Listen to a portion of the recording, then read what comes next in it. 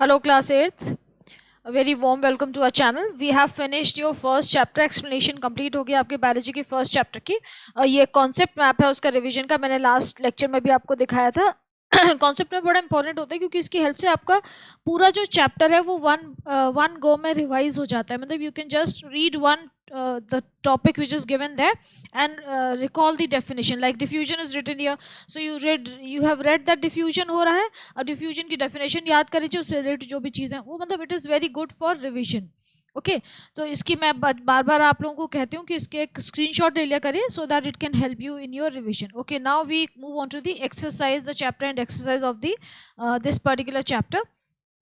As usual, I'll be telling you the page number and discussing the questions. First is short answer questions में why do plants need water? Plants को पानी क्यों चाहिए? ये बहुत simple सा question है, ये एग्जाम में नहीं आता है, बिल्कुल भी नहीं आते. इतने सिंपल क्वेश्चंस आपके एग्जाम में नहीं पूछे जाते, but still you should know कि भाई बेसिक्स क्लियर होंगे तभी आप आगे के जो कॉन्सेप्ट्स हैं उनको पढ़ पाएंगे. तो this particular answer is given on page number 9.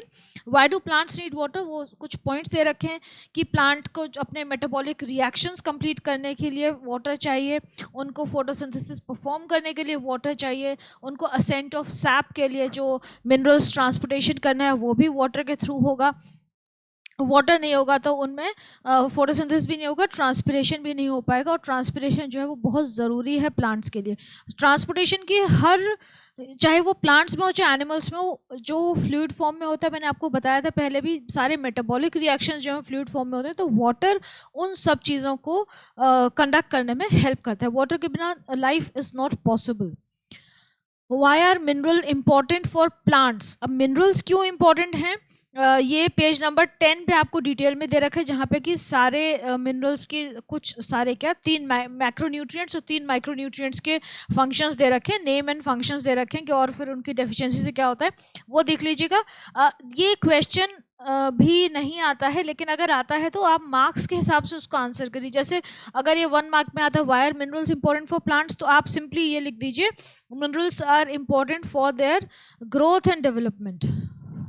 बस इतना लिख दीजिए, ज़्यादा लिखने की ज़रूरत नहीं है. फिर ये भी लिख सकते हैं कि माइक्रो और मैक्रो न्यूट्रिएंट्स 2 तरह के मिनरल्स होते हैं. मैक्रो जो है वो ज़्यादा क्वांटिटी में चाहिए, माइक्रो कम क्वांटिटी में चाहिए.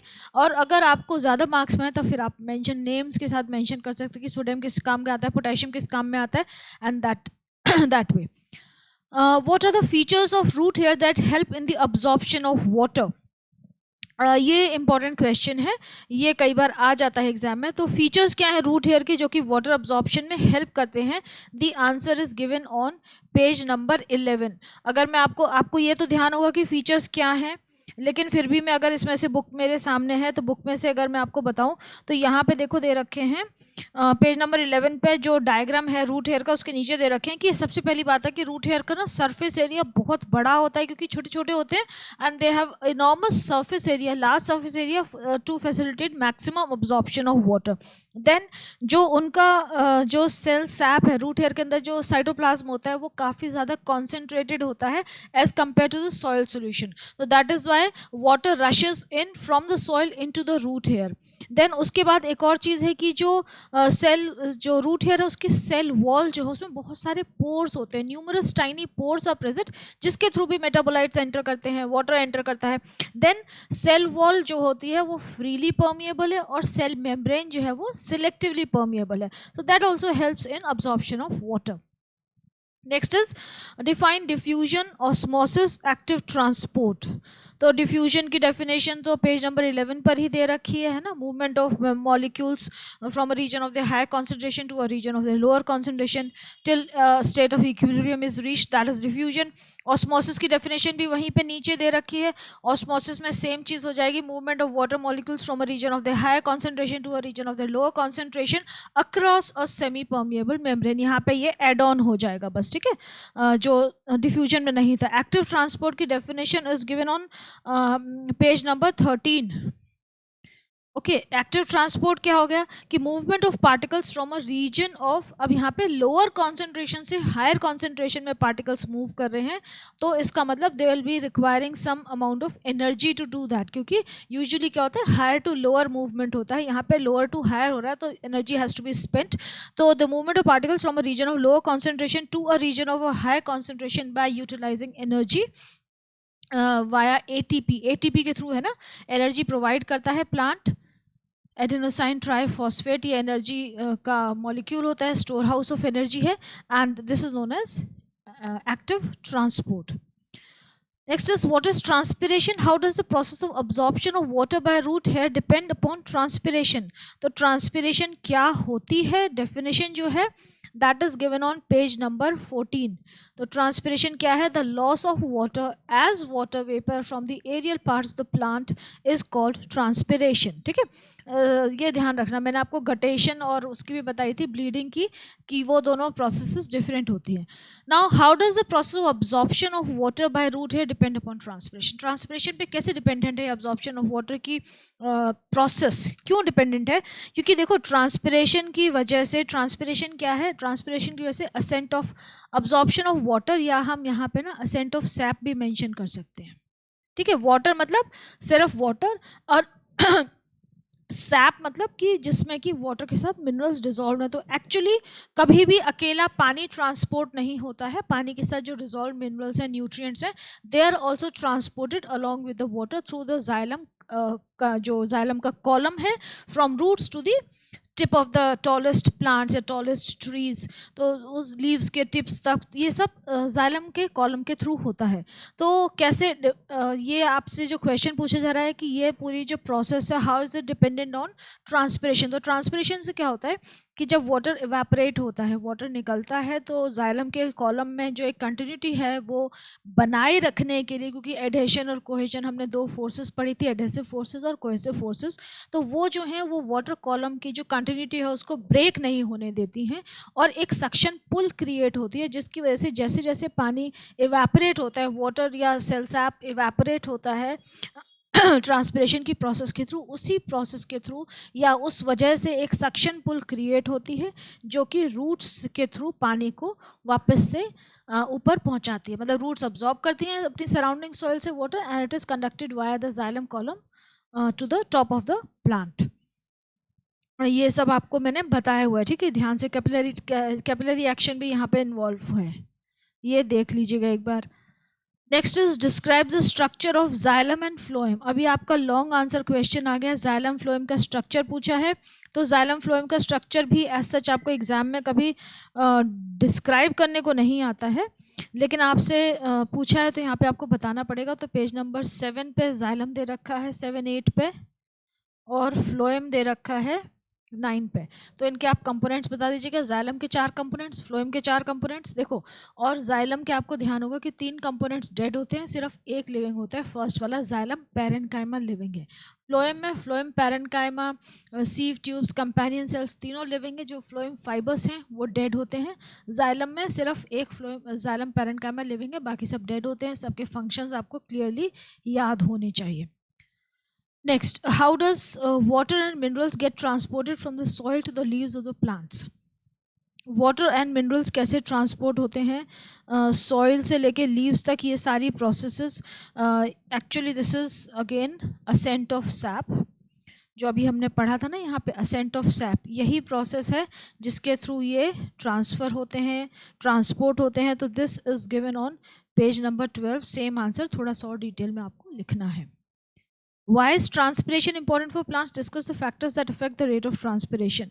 This particular answer is given on page number 14. Transpiration क्यों ज़रूरी है? I have told you a phrase also that transpiration is considered a necessary evil. कि ज़रूरी है, उसके बिना ascent of sap नहीं हो सकता है, and it उसके बिना absorption भी नहीं होगा. Absorption of water by the root hair. अब फैक्टर्स कौन से हैं जो कि अफेक्ट कर रहे हैं? देखो, ये नहीं कह रहे हैं कि इंक्रीज करें या डिक्रीज करें. They are saying factors that affect the rate of transpiration. They might increase और they might decrease that rate. तो 4 फैक्टर्स दे रखे हैं आपकी बुक में। फर्स्ट इज सनलाइट, सनलाइट जितनी ज़्यादा होगी उतना ज़्यादा ट्रांसपिरेशन का रेट बढ़ेगा। Then temperature, directly sunlight, the presence of sunlight directly corresponds to the rise in temperature, temperature rise होगा तभी रेट ऑफ ट्रांसपिरेशन बढ़ेगा। देन ह्यूमिडिटी, अगर ह्यूमिडिटी सराउंडिंग्स में ज़्यादा है तो रेट ऑफ ट्रांसपिरेशन की वजह से कम हो जाएगा, क्योंकि जो प्लांट है, जो लीव्स है, उसके चारों ओर वाटर वेपर का प्रेशर जो है वो वैसे ही काफ़ी ज़्यादा होगा, तो वहाँ पे ट्रांसपिरेशन नहीं होगा। Then wind, wind is another very important factor. अगर विंड ब्लो कर रही है, हवा चल रही है तेज़, तो वो क्या करेगी, जब ट्रांसपिरेशन हो रहा है तो वाटर वेपर को अपने फ्लो के साथ ले जाएगी, तो दैट मीन्स ज़्यादा वाटर वेपर रिलीज कर सकते हैं plant. So wind enhances the rate of transpiration. अगर विंड की स्पीड या हवा की स्पीड है ज़्यादा है तो रेट ऑफ ट्रांसपिरेशन इंक्रीज होगा। Okay, then write an experiment to show that plants lose water through their leaves. Leaves के थ्रू water lose करते हैं, ये आपको बताना है। तो ये आपका जो एक्टिविटी 4 है पेज नंबर 15 पे, वो वाली एक्टिविटी आपको मेंशन करनी पड़ेगी, जिसमें कि इन्होंने 2 ब्रांचेस पे स्टडी किया था कि एक प्लांट है उसकी 2 ब्रांचेस सिलेक्ट कर ली थी और एक ब्रांच पे पॉलीथिन बांधी विद इट्स लीव्स इंटैक्ट और दूसरी ब्रांच की सारी लीव्स रिमूव करके उस पर भी उसको पॉलीथिन से कवर कर दिया था एंड प्लांट को अनडिस्टर्ब छोड़ दिया 4-5 घंटे सनलाइट में। एंड उसके बाद जब ऑब्जर्व किया तो जिस प्लांट में लीव्स थी उस वाली पॉलीथिन के अंदर वाटर ड्रॉपलेट्स इकट्ठी हो गई थी, और जिसमें लीव्स नहीं थी, जो कि नेकेड ब्रांच थी विदाउट एनी लीव्स, जो बेयर थी विदाउट एनी लीव्स, उसमें कोई भी वाटर ड्रॉपलेट्स पॉलीथिन के अंदर इकट्ठी नहीं हुई थी। That water droplets can be tested through what, which chemical, cobalt chloride. Cobalt chloride जो है वो ब्लू कलर का होता है, it turns pink when it comes in contact with water. तो आप चेक कर सकते हैं कि वो वाटर ड्रॉपलेट्स एक्चुअली, जो लिक्विड की ड्रॉपलेट्स दिख रही हैं वो एक्चुअली वाटर हैं कि नहीं, और फिर वाटर आया तो कहाँ से आया, तो लीव्स के थ्रू आया। तो लीव्स जो है वो they give up water as water vapour by the process of transpiration. Okay, then application या स्किल बेस्ड क्वेश्चन हैं आपके। पहला वाला देखिए, both Priya and Sonam pluck some flowers from the garden. Priya puts a flowers in water but Sonam puts a flowers in a vase without water. Whose flowers will remain fresh for a few days and why? Okay, तो ये बहुत आसान सा question है कि ये तो किसी को भी पता होगा कि आप अगर पानी में रखेंगे फ्लावर्स को, they will remain much more fresh for a much more longer time as compare to the dry ones. क्यों? क्योंकि उनको वाटर सप्लाई हो रही है उनके टिश्यूज़ में and the cells are being supplied with water, तो उनके थोड़े से जो रिजिडनेस है वो सेल वॉल अपनी मेंटेन कर लेगा due to absorption of water. Balsam tree is showing symptoms like curling of leaf tips and yellowing of leaves. तो लीफ टिप्स कर्ल हो रही हैं, येलोइंग ऑफ लीव्स हो रही है, तो कौन सा फर्टिलाइजर उसमें ऐड किया जाए, किसकी कमी है? तो यहाँ पे it is due to the lack of potassium, जो के हमारा मिनरल है। तो क्या ऐड करना है? पोटैश जो फर्टिलाइजर है वो ऐड करना चाहिए यहाँ पे। Give a reason for your answer, क्योंकि पोटैश की डेफिशिएंसी से ये सारे सिम्टम्स होते हैं।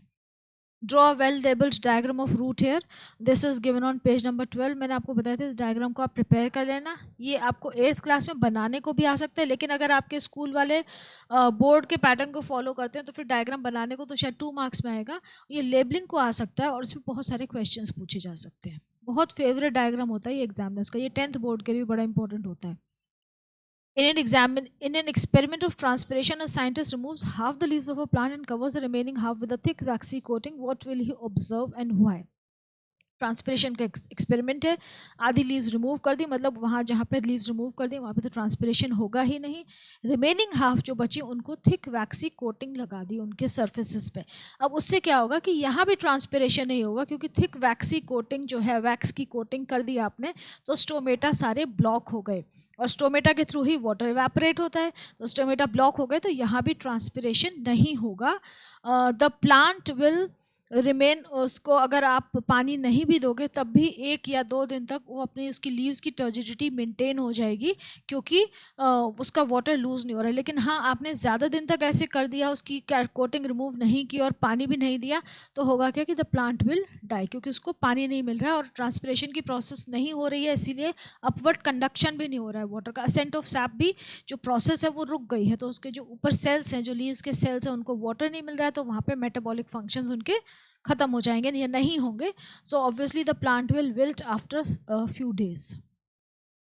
Neha is doing an experiment on transpiration. She places a plant in a dark room. Will she observe water droplets inside the polythene bag? Why? Why not? Transpiration का experiment है. Dark room में रखा है plant को, तो क्या water droplets होंगी? अगर होंगी तो क्यों, नहीं होंगी तो क्यों नहीं होंगी? अब देखो ट्रांसपिरेशन किस वजह से होता है.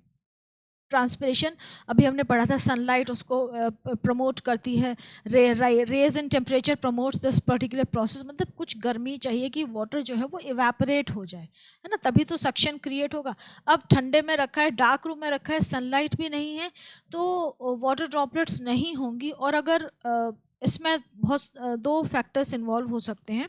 यहाँ पे इन्होंने ये क्लैरिफाई नहीं किया है कि दिन में रखा है कि रात में रखा है. They have simply said that the plant has been placed in a dark room.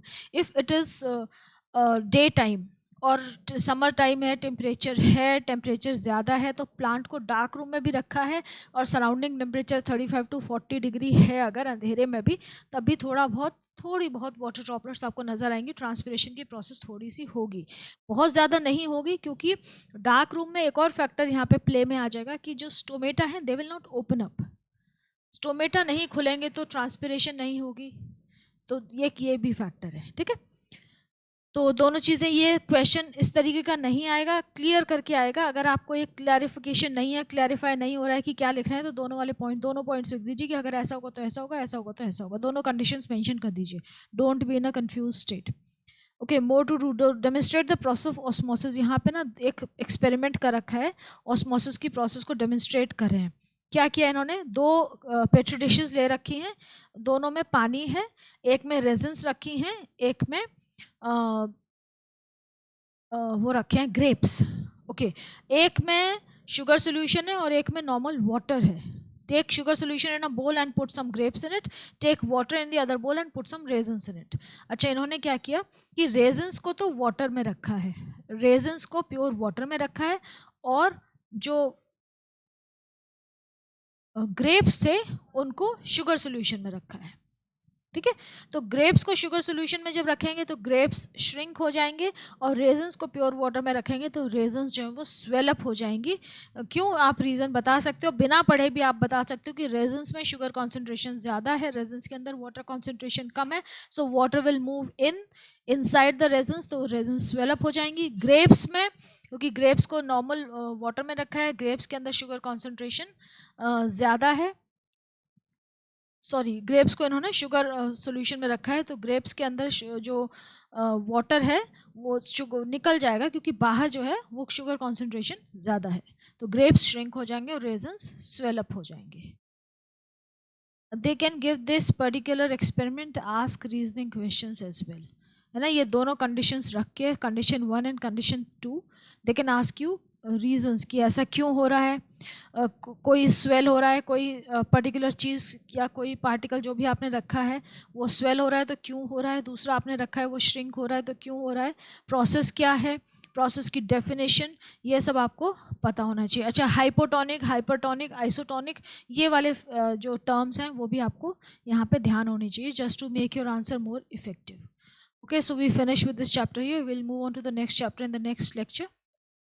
Learn well, study well, and take care.